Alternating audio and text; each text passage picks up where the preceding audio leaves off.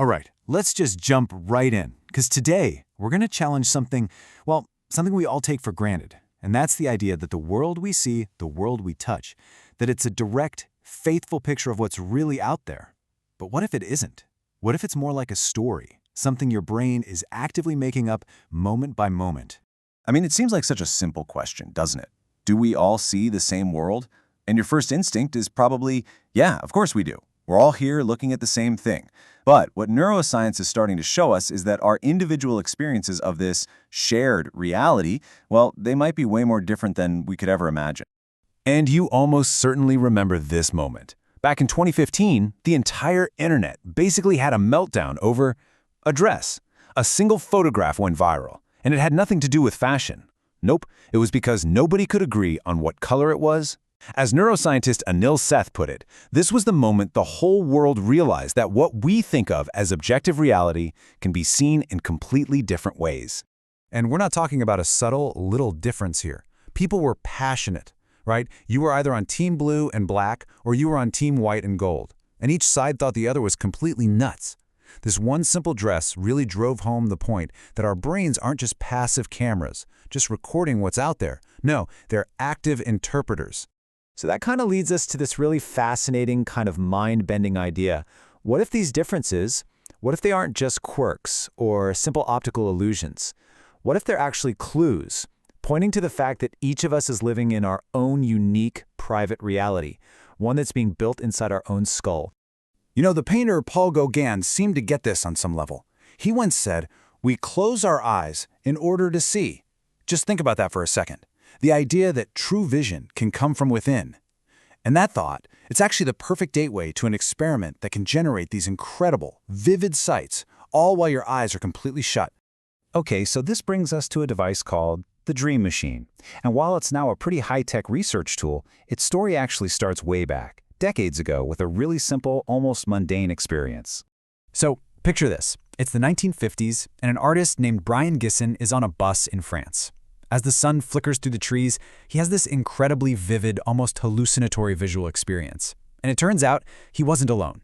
Around the exact same time, a neuroscientist was writing about the same kind of thing, hallucinations caused by strobe lights. This idea that a simple flashing light could spark these complex inner worlds, well, that's now at the very heart of how we research consciousness today. And the setup for this is, well, it's almost ridiculously simple. You just sit down, you close your eyes, and a white strobe light flashes in front of you at a certain speed. That's it. That is literally it. There are no pictures, no colors being beamed into your eyes. The entire experience is being generated by your own brain, just from that simple flicker. But what people experience, oh man, it's anything but simple. They report seeing this absolute explosion of rich, vivid colors. They see complex geometric patterns that are constantly shifting and moving, tunnels, abstract shapes, a whole visual world. And you have to keep reminding yourself, this is all coming from a plain, boring white light. So, this really is the million-dollar question, isn't it? If the information coming from the outside world is so incredibly basic, just a horrific flash of light, then where on earth is all of this complexity coming from? Where do the colors and the patterns come from? Well, the answer basically flips our entire understanding of perception completely on its head. It turns out your brain isn't just passively sitting there waiting for information to come pouring in through your eyes. Nope, it's constantly, actively making predictions. It's making its best guess about what's actually out there in the world. And this leads us right to the core theory from neuroscientist Anil Seth. And honestly, it has the most brilliant name for it. He calls our perception a controlled hallucination. Now, I know that sounds pretty wild, right? But stick with me, let's break down what that actually means. Okay, so the most important thing to get here is this. What you're experiencing right now isn't a direct readout of what your eyes are seeing. It's your brain's best guess. It's an internal model of the world that your brain has built, and it's projecting that model outwards like a movie. So perception isn't a window looking out at the world. It's more like a movie being projected from the inside. So think about it like this. The old way of thinking, the way that just feels right, is that reality flows into our brain from the outside, outside in. But this new theory, it suggests the complete opposite. It's an inside-out process.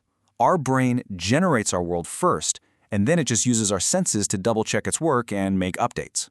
And this is why that name, Controlled hallucination is just so perfect. The hallucination part, that's the world your brain is creating from the inside. But the controlled part, that's the real world, pushing back.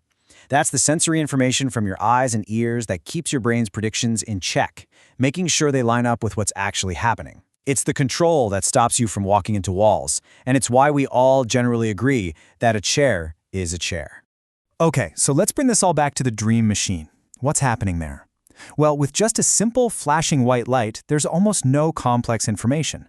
There's nothing to control the brain's predictions. So your brain is desperately trying to make a best guess, but there's nothing to go on. The only pattern it can find is its own.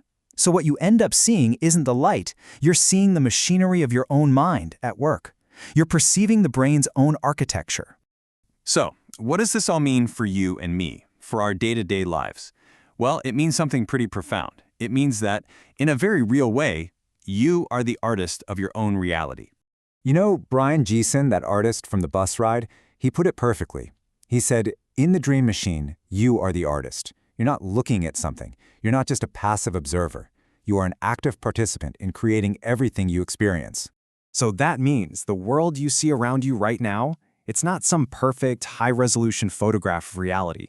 It's much more like an artistic creation, a beautiful, personal masterpiece that's being painted in real time by your brain. Every single one of us is an artist, and our life is our masterpiece, being created every single waking moment. And that leaves us with one last really big thought to chew on. If your entire reality, everything you have ever seen or heard or felt, if it's all a kind of controlled hallucination constructed by your brain, then what does that make you?